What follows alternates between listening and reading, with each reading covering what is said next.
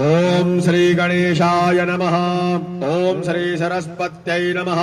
ओम श्री वेदपुरुषाय नमः। ओम अथ देव्याः कवचम्। ओमस्य श्रीचण्डे कवचश्च ब्रह्मा ऋषिः अनुष्टुप् छन्दः चामुण्डा देवता अङ्गन्यासोक्तमातरो बीजम् दिग्बन्धदेवतास्तत्त्वम् श्रीजगदम्बा प्रीत्यर्थे सप्तशती पाठाङ्गत्वेन जपे विनियोगः। ॐ नमश्चण्डिकायै। मार्कण्डेय उवाच ॐ यद्गुह्यम् परमल्लोके सर्वरक्षाकरन्नृणाम् यन्न कस्यचिदाख्यातम् तन्मे ब्रूहि पितामह। ब्रह्मोवाच अस्ति गुह्यतमम् विप्रः सर्वभूतोपकारकम् देव्यास्तु कवचम् पुण्यम् तच्छृणुष्व महामुने। प्रथमम् शैलपुत्रे च द्वितीयम् ब्रह्मचारिणे तृतीयम् चन्द्रघण्टेति कूष्माण्डेति चतुर्थकम् पंचमं स्कन्दमातेति षष्ठं कात्यायनीति च सप्तमं कालरात्रेति महागौरीति च अष्टमं नवमं सिद्धिदात्री च नवदुर्गा प्रकीर्तिताः। उक्तान्येतानि नामानि ब्रह्मणैव महात्मना अग्निना दह्यमानस्तो शत्रुमध्ये गतोरणे विषमे दुर्गमे चैव भयार्ताः शरणं गताः। नातिशाञ्जायते किञ्चिदशुभं व्रणसङ्कटे नापदन्तस्य पश्यामि शोकदुःखा भयं नहि। यैस्तु भक्त्या स्मृता नूनं तेषां वृद्धिः प्रजायते ये त्वां स्मरन्ति देवेशा रक्षसे तान्न संशयः। प्रेतसंस्थातु चामुण्डा वाराही महेशासना ऐन्द्रे गजसमारूढा वैष्णवी गरुडासना माहेश्वरी वृषारूढा कौमारी शिखी वाहना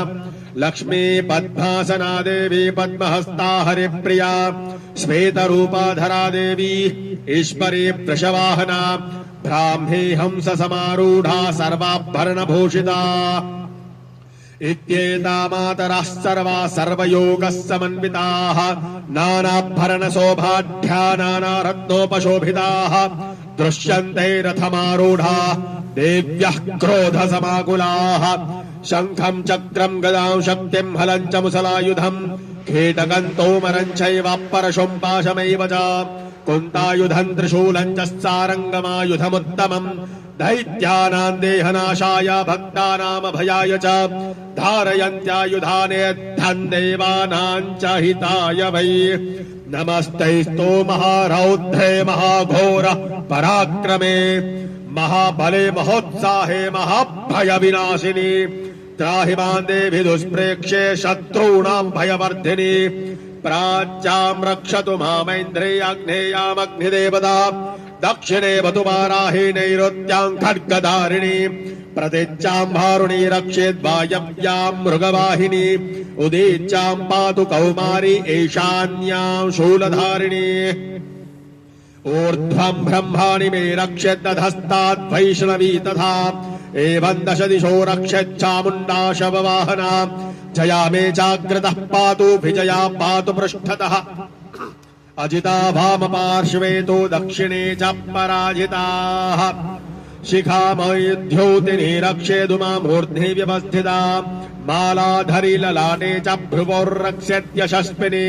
त्रिनेत्रा च भ्रुवोर्मध्ये यमघण्टा च नासिके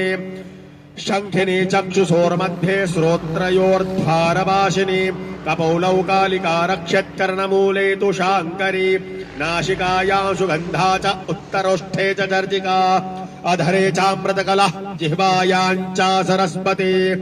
दन्तान् रक्षतु कौमारी कण्ठदेशे तु चण्डिका घंटिका चित्रघंटा च महामाया च तालुके कामाक्षी चिबुकं रक्षेद्वाचं मे सर्वमङ्गला ग्रीवायां भद्रकाली च पृष्ठवंशे धनुर्धरी नीलग्रीवा बहिः कण्ठे नलिकान्नलकूबरी स्कन्धयो खड्गिनी रक्षेत् बाहू मे भद्रधारिणी हस्तयोर्दण्डिनी रक्षेदम्बिका चाङ्गुलीषु च नखाञ्छूलेश्वरी रक्षेत् कुक्षौ रक्षेत् कुलेश्वरी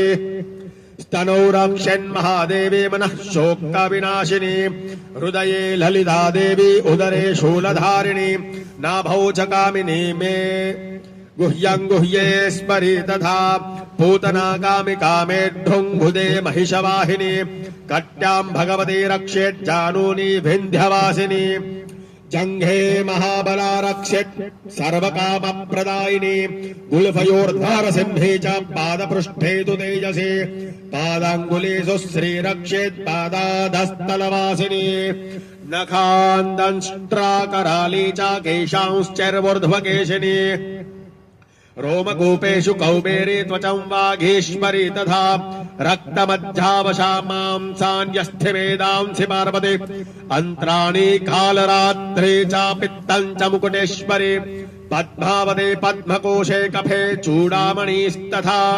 ज्वालामुखे नखज्वालामभेद्याम् सर्वसन्दिशो शोक्रम् ब्रह्माणि मे रक्षेत् छायां सत्रे स्मरि तथा अहंकारं मनोबुद्धिं रक्षन् मे धर्मधारिणी प्राणापानौ तथा ध्यानमुदानं च समानकम् वज्रहस्ता च मे रक्षेत् प्राणं कल्याणशोभना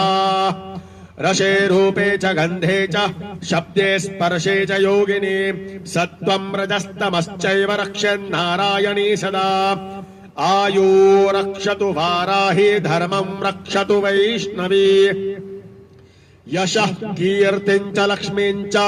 धनं विद्यां च चक्रिणी गोत्रमिन्द्राणि मे रक्षेत् पशून् मे रक्ष चण्डिके पुत्रान् रक्षेन् महालक्ष्मीर्